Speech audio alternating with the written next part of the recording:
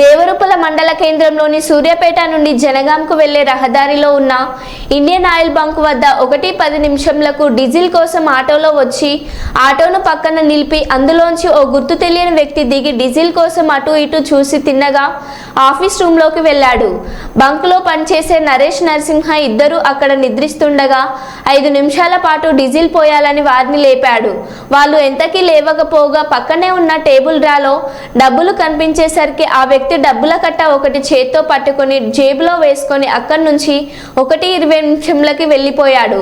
ఉదయం నరేష్ నరసింహులు లేచి టేబుల్ డ్రాలో చూసేసరికి 35,000 రూపాయల డబ్బులు కట్ట కనిపించకపోవడంతో కంగారు పడి బంకు యజమాని రవీందర్కు ఫోన్ కాల్లో విషయం తెలిపి వెంటనే సీసీ ఫుటేజీలో గుర్తు తెలియని వ్యక్తి చోరీకి పాల్పడినట్లు తెలిసింది. రవీందర్ సూచన మేరకు నరేష్ నరసింహులు ఇద్దరు కలిసి స్థానిక పోలీస్ స్టేషన్లో ఫిర్యాదు చేశారు. పోలీసులు కేసు నమోదు చేసి దర్యాప్తు చేస్తున్నారు.